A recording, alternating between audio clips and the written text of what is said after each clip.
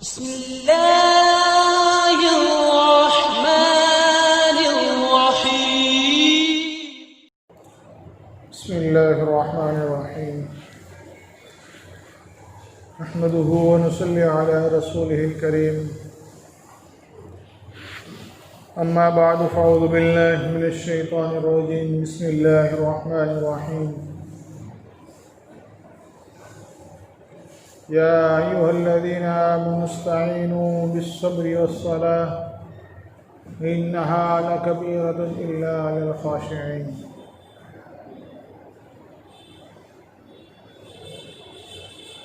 وقال النبي صلى الله عليه وسلم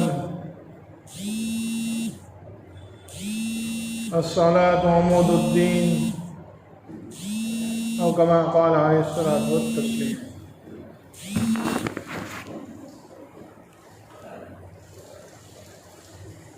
اللہ سبحانہ و تعالی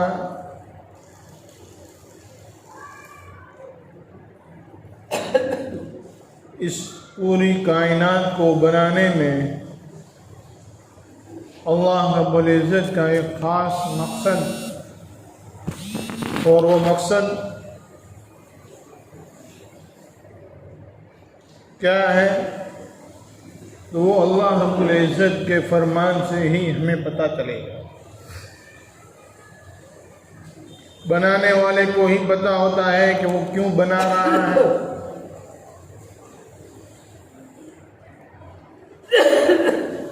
چنانچہ اللہ تبارک و تعالی نے قرآن پاک کے اندر فرمایا ہے کہ ہم نے صبح شام کا نظام اور دنیا کا نظام اس لیے قائم کیا ہے تاکہ ہم دیکھنا چاہتے ہیں کہ تم میں سے سب سے اچھا کام کر کے کون آتا ہے۔ یہ اللہ رب العزت کا فرمان ہے۔ اب اللہ کہہ رہے سب سے اچھا کام کرنا ہے، تب سب سے اچھا کام کون سا ہے یہ بھی اللہ ہی بتائیں گے۔ تو اللہ رب العزت قرآن پاک کے اندر فرماتے ہیں وَمَنْ أَحْسَنُ قَوْلًا مِمَّنْ دَعَا إِلَى اللَّهِ وَعَمِلَ صَالِحًا وَقَالَ إِنَّنِي مِنَ الْمُسْلِمِينَ۔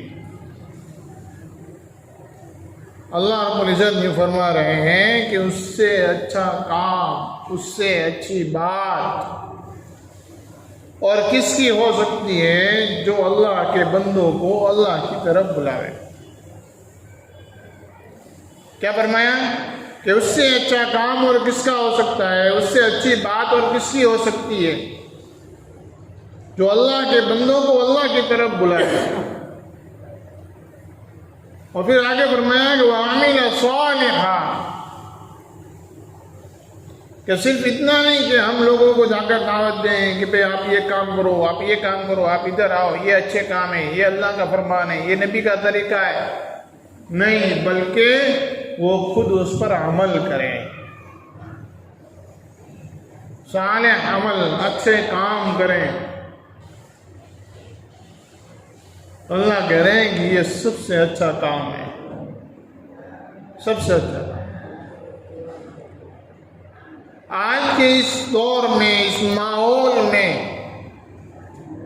ان دونوں چیزوں میں کمیاں ہمارے اندر پیدا ہوئی ہیں۔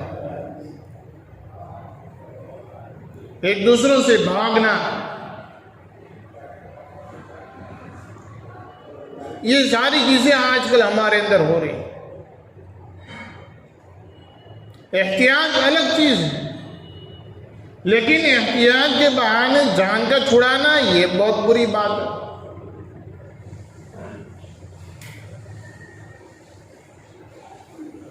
ہمیں کہا گیا کہ احتیاط برتو، سوشل ڈسٹینس، لیکن بالکل ملاقات سے منع نہیں کیا گیا، ایک دوسرے کے ملنے سے بالکل منع نہیں کیا گیا۔ اور دوسری بات جو اللہ نے کہی وَعَمِلَ صَالِحًا، نیک کام کرنا، اس سے تو منع نہیں کیا گیا۔ بلکہ اللہ رب العزت نے اس زمانے میں، اس موقع پر، اس ماحول میں اتنا زیادہ وقت دے دیا کہ جو آدمی یوں کہتا تھا مجھے وقت نہیں ملتا، وہ 12 گھنٹے ایک دم شانتی سے بیٹھا ہے، کچھ کام نہیں، کوئی کام نہیں۔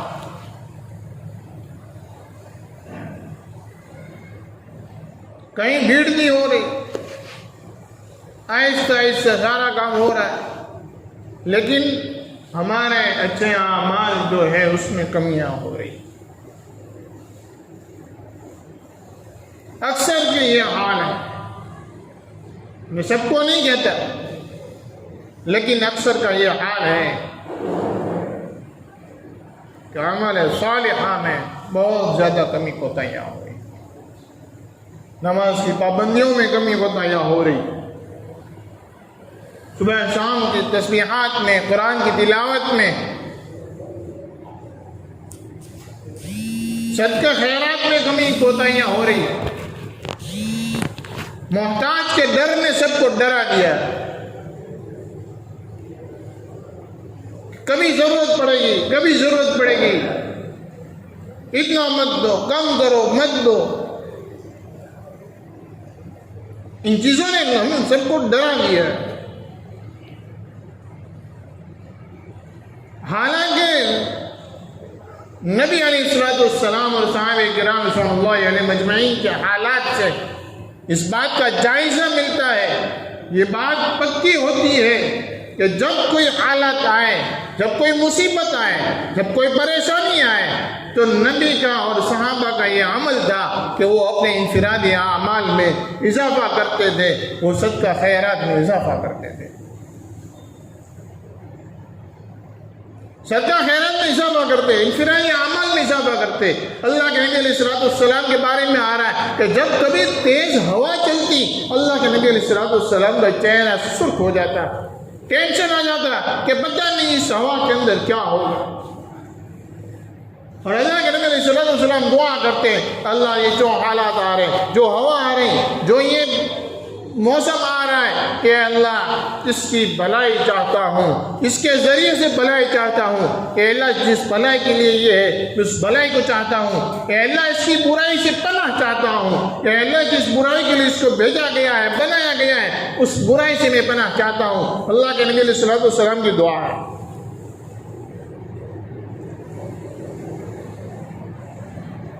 صدقہ خیرات میں اضافہ، اس سے بڑے بڑے ہیں، جو ہاتھ میں آیا صدقہ کر دیا، اللہ ہماری حفاظت کرے، یہ صدقہ کر دو۔ اللہ رب العزت قرآن پاک کے اندر فرماتے ہیں، تم اللہ رب العزت کی محبت کی انتہا تک اس وقت تک نہیں پہنچ سکتے جب تک اپنی سب سے محبوب چیز کو صدقہ نہ کر دو، اللہ کے نام پر نہ دے دو۔ آج حال یہ ہے کہ جب کچھ چیز دینے کی بات آتی ہے تو کیلکولیشن شروع ہو جاتا ہے،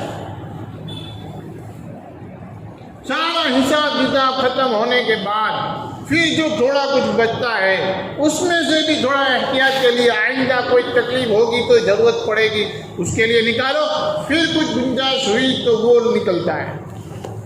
کوئی سامان نکالنا ہوتا ہے تو پہلے شارٹنگ ہوتی ہے، اخیر میں جو بچ جاتا ہے وہ پھر نکلتا ہے، بھئی یہ دے دو۔ صحابہ کرام صلی اللہ علیہ مجمعین کا یہ معمول تھا کہ جو سامان آیا ہے اس میں سب سے اچھی چیز جو ہے، فرسٹ کوالٹی جو ہے، وہ نکال دیتے، اس کو اللہ کے نام پر دیتے تھے۔ حضرت عثمان رضی اللہ تعالیٰ عنہ گھر میں لڑائی کر رہے ہیں، دیوے کے اندر وہ دیوے کیوں زیادہ لگائی ہے، اس سے تیل گھی زیادہ خرچ ہوتا ہے۔ اللہ کے نبی علیہ السلام نے ایک صحابی کو بھیجا تھا کہ جاؤ ان کے پاس جاؤ، وہ مدد کریں گے۔ باہر سے سنا ہے کہ یہ لڑائی ضرور ہے، معمولی سی رقم کے لیے لڑائی گھر میں ہو رہی ہے۔ وہ واپس آ گئے، اللہ کے نبی علیہ السلام نے کیا ہوا؟ بولے وہ تو ہم تو لڑ رہے ہیں، اب مدد کیا کریں گے؟ بولے تو جا تو صحیح۔ کیا کر کہا؟ حضرت عثمان نے اس کی گود بھر دی، لے جا۔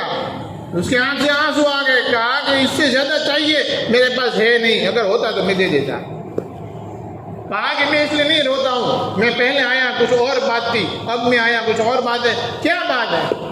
فرمایا کہ ہم اپنی ذات کے لیے معمولی رقم خرچ کرتے ہیں، لیکن جب اللہ کے نبی کے نام پر یا اللہ کے نام پر کہیں دینے کا ہوتا ہے، ان کے حکم پر کہیں دینا ہوتا ہے، تو ہم کوشش کرتے ہیں کہ جتنا ہو سکے اتنا ہم وہاں خرچ کرتے ہیں.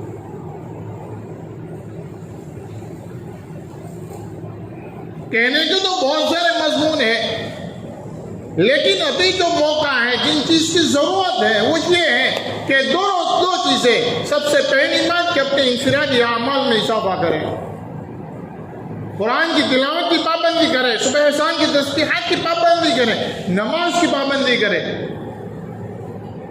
اور جب کسی مسلمان سے ملاقات ہو اس سے اللہ اور اس کے نبی کی بات کریں. اور دوسری بات یہ ہے کہ اپنے نفلی صدقات اور خیرات میں اضافہ کریں. یہ دو چیزیں بہت ضروری ہیں. اگر ان دونوں چیزوں کو پکڑے رہیں گے، اللہ رب العزت ہماری پوری زندگی میں خیر، عافیت، سکون، اطمینان عطا فرمائے گا. آنے والی تمام مصیبت بلاؤں سے اللہ ہماری حفاظت کرے گا. کہ کہیں کسی کو کہنے کی ضرورت نہیں پڑے گی کہ آپ دعا کر دو، آپ یہ عمل کچھ بتا دو، آپ یہ کچھ تعویذ بنا دو. کسی چیز کی ضرورت نہیں ہے. یہ وہ چیزیں ہیں میرے نبی صلی اللہ علیہ وسلم نے بتائی ہیں کہ اگر برکت چاہتے ہو ان پر عمل کرو، اگر بلائیں چاہتے ہو ان پر عمل کرو، اگر بیماری سے شفا چاہتے ہو ان پر عمل کرو. ہر طرح کی بھلائی اللہ رب العزت نے اس میں رکھی ہے. معمولی سا کام ہے، کوئی زیادہ کام نہیں ہے. نماز کی پابندی پڑھنی ہے، چاہے کچھ بھی ہو جائے. اللہ کے نبی علیہ الصلوۃ والسلام نے فرمایا کیسے بھی بیمار ہو، یہاں تک کہ بستر میں سوئے ہو، بیمار ہو، اور ایسے بیمار ہو کہ بستر میں بیٹھ کر اپنے ہاتھ کو نہیں اٹھا سکتے، اللہ کے نبی نے فرمایا اس پر بھی نماز معاف نہیں ہے. یہ اپنے آنکھوں کے اشارے سے نماز پڑھے گا. ہاتھ نہیں اٹھ سکتا، کوئی بات نہیں، سر کو تھوڑا اوپر کر دو تکیہ لگا کر، اور آنکھ کے اشارے سے یہ آدمی نماز پڑھے گا، اس کی نماز معاف نہیں ہے. آج معمولی سی بہانے پر ہماری نماز بھول ہو جاتی ہے. اللہ کے نبی علیہ الصلوۃ والسلام نے فرمایا ہے کہ ایک نماز قضا کر دینے پر، ایک نماز قضا کرنے پر 2,88,00,000 برس جہنم میں جانا پڑے گا. معمولی چیز نہیں ہے. میں ان چیزوں سے ڈرا رہا ہوں جن چیزوں سے میرے نبی نے ڈرایا ہے. نبی حضرت محمد صلی اللہ علیہ وسلم نے ڈرایا ہے کہ نماز کی پابندی کرو، نماز کو ترک مت کرو. ہماری نماز قضا نہیں، بالکل چھوٹی جاتی ہے، ہمارا کیا حال ہوگا. میرے نبی نے فرمایا کہ ایک آدمی نماز نہیں پڑھتا، اس کی 940 گھر تک جاتی ہے. ایک آدمی کی نماز نہ پڑھنے پر 40 گھر تک نحوست جاتی ہے. جس گھر میں بے نمازی ہو اس کا کیا حال ہوگا.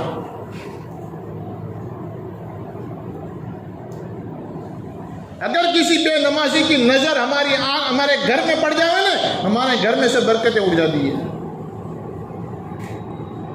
اس لیے نماز کی پابندی سب سے پہلی چیز. دوسری بات صبح شام کی تسبیحات، بہت معمولی چیز ہے. اگر پابندی ہو جائے نا 5 سے 7 منٹ میں 3 تسبیح پوری ہو جاتی ہے. پابندی ہو جائے نا 5-7 منٹ ہوتی ہے 3 تسبیح کرنے کی. تیسرا کلمہ درود شریف اور استغفار، جتنا آئے اتنا. 3 تسبیح صبح میں، 3 تسبیح مغرب بعد، اور اس کے بعد جو ہے دعا اور قرآن کی تلاوت کا اہتمام.